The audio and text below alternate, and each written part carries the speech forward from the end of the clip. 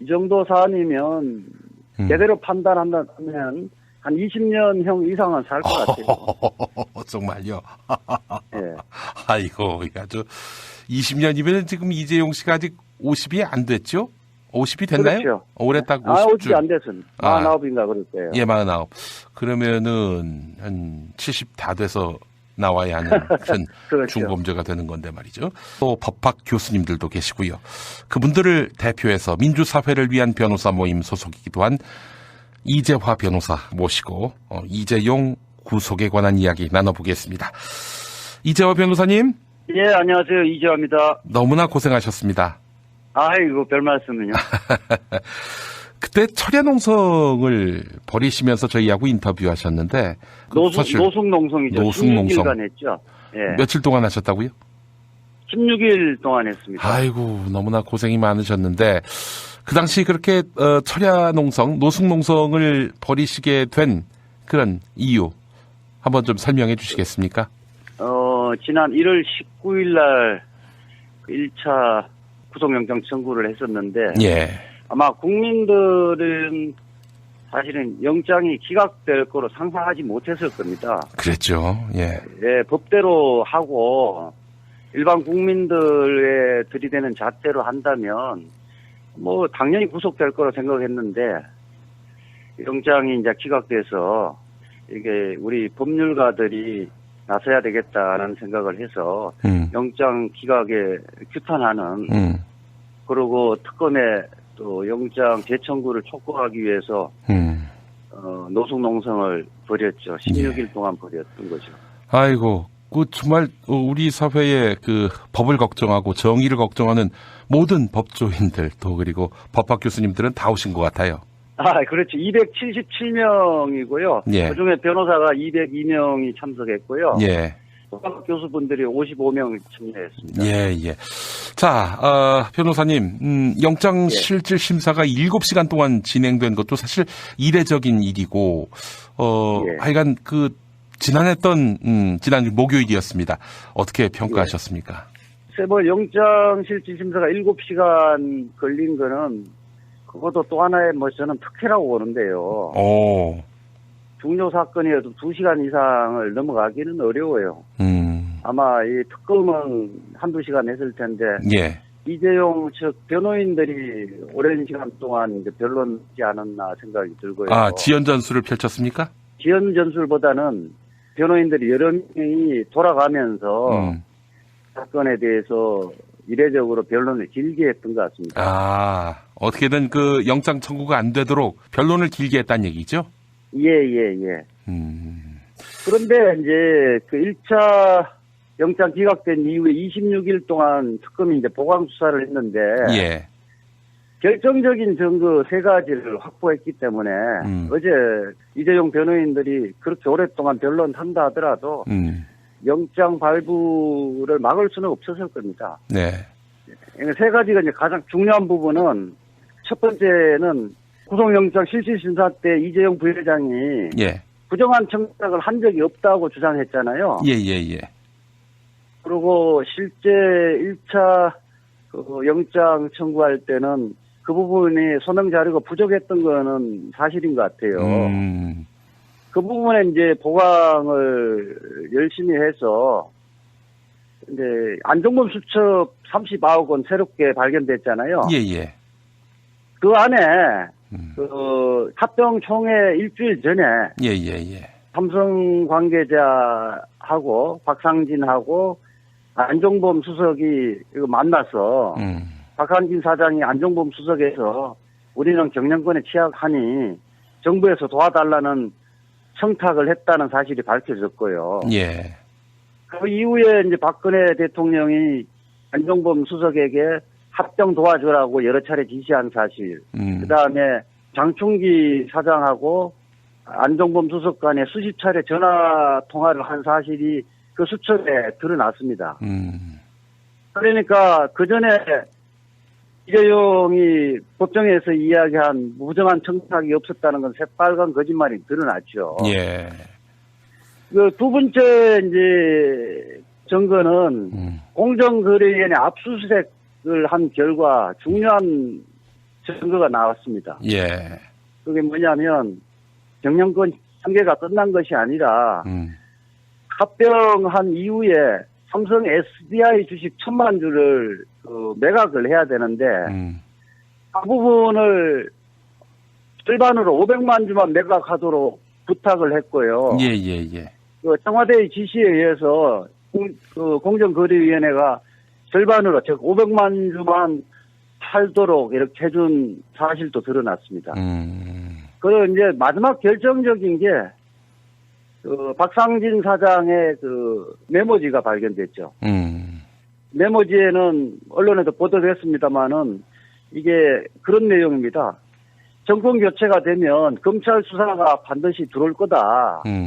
검찰 수사가 들어오면 삼성은 폭발적 이렇게 기재돼 있었거든요. 예. 그 이야기는 뭐냐면 검찰 수사가 반드시 들어오고 그렇게 되지면 자료를 제출할 수밖에 없고 그렇게 되지면 삼성은 폭발한다. 그 이야기는 뭐냐면 삼성 측에서 이것이 중대한 범죄임을 알고 정유라의 말을 사주고 정유라를 지원했다는 것이 드러난 거죠. 예. 그러니까 일방적으로 박근혜 대통령의 강요 협박에 의해서 돈 준 게 아니라는 것이 밝혀진 겁니다. 예, 예, 예. 그러니까 이것을 빼도 박도 못하는 거죠. 아이고, 이렇게 해서 특검이 어떤 협박에 의해서 이재용 씨가 어쩔 수 없이 돈을 내놓을 수밖에 없었다. 이 예. 부분에 대해서 이제 법원이 한마디로 사실과 다르다라고 확인한 것이고요. 그렇죠. 지난 예, 예. 그 1차 영장 심사 때 그때 쟁점 중에 이것도 포함됐어야 했는데 사실상 배제됐던 것이 그래 좋습니다. 그 박근혜로부터 협박을 받았다 치더라도 그럼 지 돈으로 내든가 해야지 왜 회사 돈을 끌어다가 그렇죠. 갖다 바치느냐. 이 횡령에 관한 부분인데 이 횡령 부분을 어떻게 이번 영장실질 심사 과정에서 다루었습니까? 어쨌든 일단 뇌물 공여가 가장 큰 범죄긴 한데 예. 지난번에는 그 부분에 봐서 좀 소명이 부족했었는데 이번에는 너무 완벽하게 증명이 됐습니다. 덧붙여서 횡령 금액이 이제 300억인데 예. 이 부분에 대해서는 개인 돈이 주지 않고 삼성전자 돈을 줬다는 것은 이재용도 시인하고 있기 때문에 예, 예. 그 부분 범죄도 굉장히 중대하거든요. 예. 일반인은 10억이면 구속되는데 30번 구속할 사유잖아요. 예, 예, 예. 그리고 또 하나가 재산을 국외 도피한 금액이 80억이에요. 근데 50억 이상이면 법정형이 10년 이상형입니다. 예. 굉장히 중대한 범죄인데 예. 이 부분도 밝혀졌고요. 그러니까 사실은 이 정도 사안이면 제대로 판단한다면 한 20년형 이상은 살 것 같아요. 정말요? 예. 아이고, 아주 20년이면 지금 이재용 씨가 아직 50이 안 됐죠? 50이 됐나요? 그렇죠. 올해 딱 50이 50주. 안 됐습니다. 49인가 그럴 거예요. 예, 49. 그러면은 한 70 다 돼서 나와야 하는 그런 그렇죠. 중범죄가 되는 건데 말이죠. 결국 이 사안이 중대한 건 저는 그냥 단순히 청와대에 부탁해서 청와대가 이재용의 말을 들어준 것이 아니고 뇌물 거래 과정에서 가장 나쁜 게 재질이 나쁜 게 국가기관을 이용했다는 겁니다. 그렇죠. 예. 제일모직과 삼성물산과의 합병 과정에서는 국민연금을 동원했던 거고요. 그 이후에는 공정거래위원회나 금융위원회라는 국가기관을 이용했던 거예요. 예, 예, 예. 결국 공정거래위원회 같은 경우는 자본주의의 심판관 역할을 해야 되는데 심판관이 한쪽 편을 들어버린 거 아니에요. 예, 예, 예. 그러니까 이거 재질이 아주 나쁜 거죠. 예. 일단 이번 판단은 국민들에게 큰 지지를 받고 있는 판단인데 말이죠. 근데 미래전략실 최지성 부회장 그리고 장충기 사장 예. 이 사람들에 대해서는 이제 불구속 수사를 하기로 했고 삼성전자 박상진 사장에 대한 구속영장은 기각됐단 말이죠. 이 박상진 사장 기각에 대해서 조국 서울대 교수 같은 분은 상당히 문제시하더라고요. 어떻게 보세요? 그러니까 박상진 사장이 그냥 뭐 과장이나 음. 대리급이면 예. 뭐 이재용 부회장이 시키는데 어쩔 수 없이 따랐다. 예. 이렇게 해서 불구속을 할 수도 있는데 예. 삼성전자 사장이란 말이에요. 예. 그리고 실질적으로 행동대장 역할을 한 겁니다. 그러니까 일반 대기업이면 같이 구속하는 게 맞죠. 예. 그런데 아마 영장 전담 판사는 둘 다 구속할 배짱은 없었던 것 같아요. 이건 또 무슨 배짱으로 판단을 합니까? 법리로 판단해야 되는 거 아닙니까? 법리로 판단해야 되는데 저는 한정석 판사가 이 정도까지 판단하는 것도 대단한 용기가 필요했다고 생각합니다. 아이고, 우리 왜 그러냐면 예. 삼성 79년 역사상 항상의 정경유착의 범죄에 삼성 그 총수가 관여돼 있었는데 지금까지 검찰이 영장 청구를 한 적이 단 한 차례도 없습니다. 예. 그 당연히 이제 법원이 구속을 한 적은 없지요. 예, 예, 예. 그리고 이게 삼성은 재벌 중에 성역으로 남아 있었는데 이번에 그 이재용 구속영장 발부하면서 그 성역을 깼잖아요. 예, 예, 예. 그거 보통 상식인장이 아니면 그렇게 못하는 겁니다. 그래서 예. 저는 한정석 판사의 결단 부분에 다소 미흡하지만은 칭찬을 해드리고 싶네요. 아, 이 정도도 뭐 가상한 그런 행동이었다라고 보시는 건데, 자, 예. 변호사님, 예. 이게 박근혜 탄핵 심판에도 영향을 미치겠죠? 그렇죠. 이 기록 자체가 헌법재판소에 넘어가지는 않지만은 헌법재판관들이 뭐 언론이나 신문들 다 보니까 예. 심정에는 뭐 결정적인 영향을 미칠 거로 봅니다. 물론 이 사안이 없다 하더라도 탄핵 사유, 즉 파면 사유는 뭐 차고 넘쳐서 이미 헌법재판관들은 예. 다 이렇게 뭐 탄핵 쪽으로 결정을 이미 심정을 굳혔다고 보는데 예. 그 굳힌 심정에 또 한 번 뭐 심정을 굳히도록 한 게 아닌가 하는 생각이 듭니다. 우리 변호사님 보시기에는 몇 대 몇일 것 같으세요? 이거 당연히 8대 0이죠. 8대 0. 8대 0으로 만장일치로 탄핵 가결을 하겠죠. 3월 9일이나 10일 날 할 것 같습니다. 예. 우리 또 이재화 변호사님은 정봉주 전 의원과 무척 가까우신데 정봉주 전 의원은 이제 1월 말로 다 결론 날 것이다. 그때쯤에 평의에 들어갈 것이다. 이렇게 봤는데 말이죠. 그러니까 그 이후에 사실은 그게 이제 대통령 측 변호인들이 온갖 지연 전술을 다 폈기 때문에 헌법재판소 입장에서도 공정성 시비에 걸리지 않기 위해서 최대한 인내를 하면서 끊어줬던 것 같아요. 마지노선은 3월 13일까지인데 그 이상은 양보 못한다고 해서 최근에 이제 결단을 내려서 2월 24일 날 결론 종결하고 3월 초에 아마 결심할 계획을 갖고 있는 것 같습니다. 예. 사실 뭐 정봉주 전 의원뿐만 아니라 저도 1월 말 견해에 동의했었는데 하여간 참 이런 지연 전술이 하나의 변수로 작용할 줄은 몰랐죠. 자, 변호사님 하나 더 여쭤보겠습니다.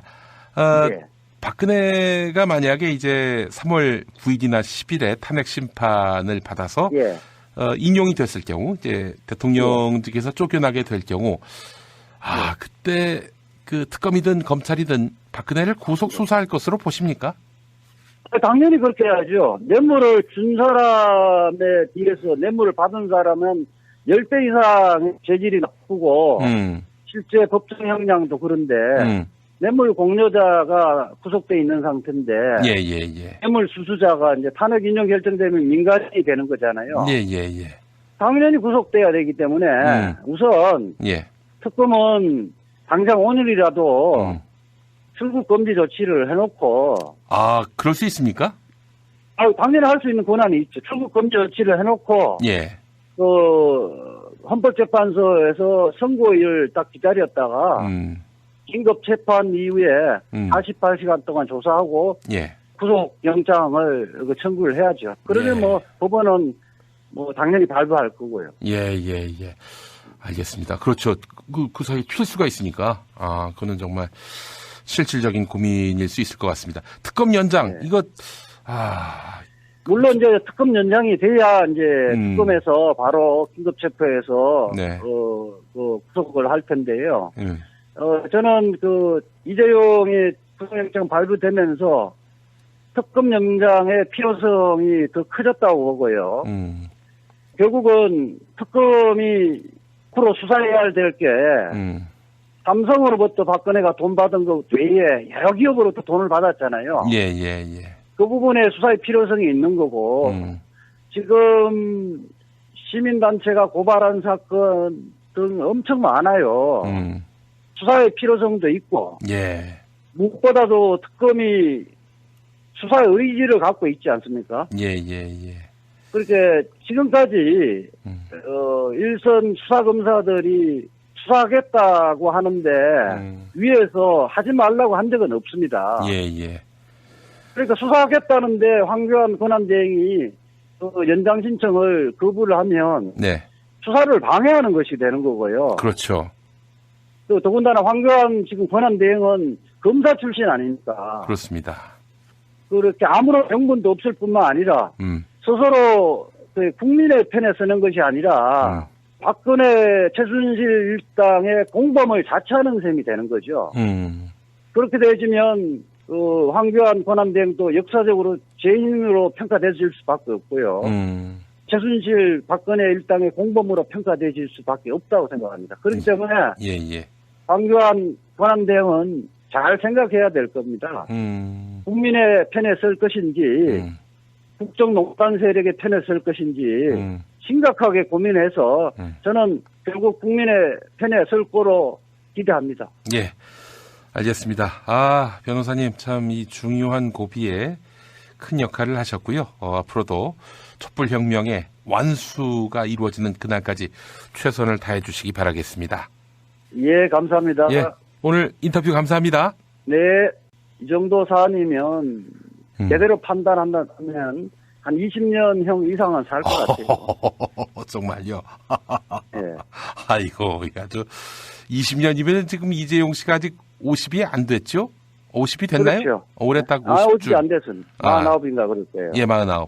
그러면은 한 70 다 돼서 나와야 하는 그런 그렇죠. 중범죄가 되는 건데 말이죠. 영장 실질 심사가 7시간 동안 진행된 것도 사실 이례적인 일이고, 하여간 지난 목요일이었습니다. 어떻게 평가하셨습니까? 세벌 영장 실질 심사가 7시간 걸린 거는 그것도 또 하나의 저는 특혜라고 보는데요. 중요 사건이어도 2시간 이상을 넘어가기는 어려워요. 아마 이 특검은 1-2시간 했을 텐데 예. 이재용 측 변호인들이 오랜 시간 동안 이제 변론하지 않았나 생각이 들고요. 지연 전술을 펼쳤습니까? 지연 전술보다는 변호인들이 여러 명이 돌아가면서 사건에 대해서 이례적으로 변론을 길게 했던 것 같습니다. 어떻게든 영장 청구가 안 되도록 변론을 길게 했다는 얘기죠? 예. 그런데 이제 1차 영장 기각된 이후에 26일 동안 특검이 이제 보강 수사를 했는데 예. 결정적인 증거 3가지를 확보했기 때문에 어제 이재용 변호인들이 그렇게 오랫동안 병 도와주라고 여러 차례 지시한 사실, 그다음에 장충기 사장하고 안종범 수석 간에 수십 차례 전화 통화를 한 사실이 그 수첩에 드러났습니다. 그러니까 그 전에 이재용이 법정에서 이야기한 무정한 청탁이 없었다는 건 새빨간 거짓말이 드러났죠. 예. 두 번째 이제 증거는 공정거래위원회 압수수색을 한 결과 중요한 증거가 나왔습니다. 예. 그게 뭐냐면 경영권 한계가 끝난 것이 아니라 합병한 이후에 삼성 SDI 주식 1,000만 주를 매각을 해야 되는데 그 부분을 절반으로 500만 주만 매각하도록 부탁을 했고요. 예.